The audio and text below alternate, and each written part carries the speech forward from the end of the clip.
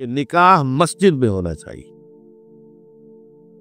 ये बात जो है शुरू शुरू में तो लोगों को अजीब सी लगी, लेकिन जो दलाइल मैंने दिए वो इतने कन्विंसिंग थे कि अल्हम्दुलिल्लाह इसको तो लोगों ने बहुत जल्द कबूल कर लिया।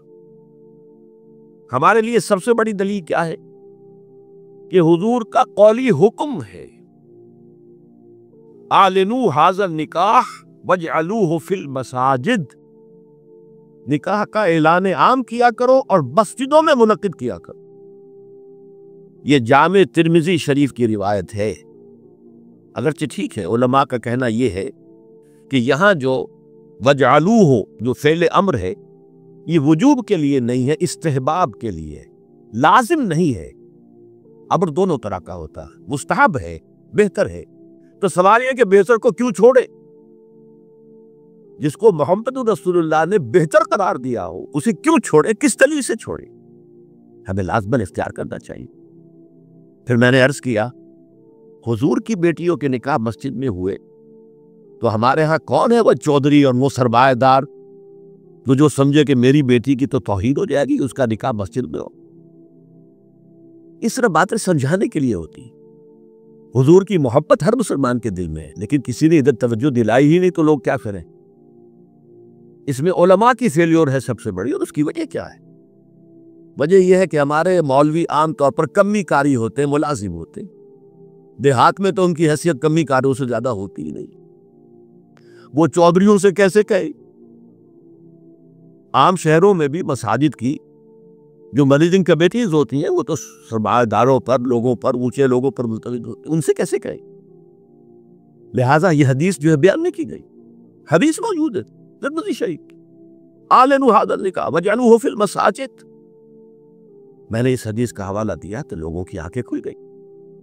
जब कहा देखो, अगर फातिमा को ज़हरा रज़ी अल्लाह ताला अन्हा का निकाह मस्जिद में हो सकता है तो किसकी बेटी ज्यादा इज्जत वाली है? हज़रत फातिमा तो ज़हरा रज़ी अल्लाह ताला। तीसरी बात मैंने और दी दलील, और इसमें गैरत को उभारा कि देखो ईसाइयों ने अब तक अपने चर्च और अपने पादरी की ये इज्जत बरकरार रखी है। उनकी शादी चर्च में होगी, कहीं नहीं होगी। प्रिंसेस हो, प्रिंस हो, वहीं जायदा। और इसमें मुझे एक वाकया याद आता है, जब शादी होने वाली थी प्रिंस एंड्रयू की, उसकी बीवी का सारा फर्ग्यूसन जो नाम था, और वो जरा नटखट किस्म की लड़की, क्या औरत थी पूरी।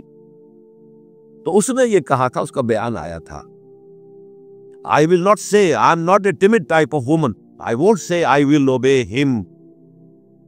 उससे मुझे मालूम हुआ कि उनके निकाह के अंदर ये कौल भी होता है कि पादरी के सामने चर्च में खड़े होकर, चूंकि उनके यहाँ पर्दा नहीं है, लड़का और लड़की दोनों आमने सामने खड़े होकर इजाब कबूल करते हैं, और लड़की ये भी कहती है कि मैं इसकी ताबेदारी करूंगी। उसने कहा मैं नहीं कहूंगी, ये कहना तो पड़ा। उसके बगैर वो प्रिंस एंड्रयू की दुल्हन नहीं बन सकती थी। शादी जो है वो तो बहरहाल चर्च में हुई। हमारा मौलवी बेचारा बगल में दबाकर वो रजिस्टर और बैठा सूख रहा होता है, बारात तो अभी आई नहीं है, 2 घंटे गुजर गए, बैठा हुआ।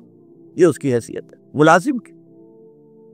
ये वजह है अब जब इससे भी गैरत जागी लोगों की, हाँ वाकई बात सही है, ईसाइयों के हाँ अगर अभी तक चर्च का ये मकाम है और पादरी की इज्जत है। चौथी दलील मैंने और दी। देखो, निकाह से क्या होता है कि हमारे इस माशरे में एक नए खानदान की बुनियाद पड़ती है। उसके लिए दुआ करना, खैर, बरकत, भलाई, सआदत, ये इस निकाह का जुज़ होता है। लिखते भी है कि दुआ में शरीक हो।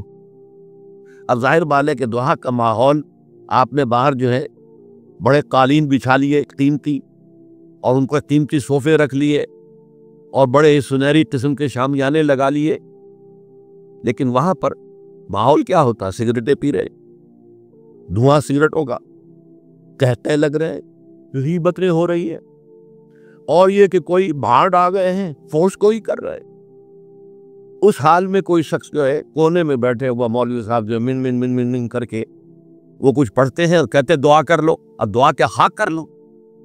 दुआ के लिए माहौल होता है, दिल की आमादगी होती है, ज़हनी और नफ्सियाती तैयारी होती है, तब दुआ होती है।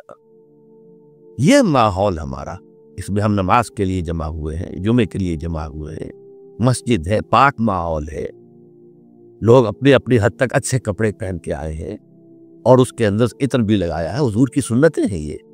इस तरह जुमे की तैयारी किया करो। इस माहौल के अंदर कोई धुआं नहीं है सिगरेट का, कोई कहकह नहीं है, कोई गीबतें नहीं हो रही है, कोई बकवास नहीं हो रही है, यह दुआ का माहौल है।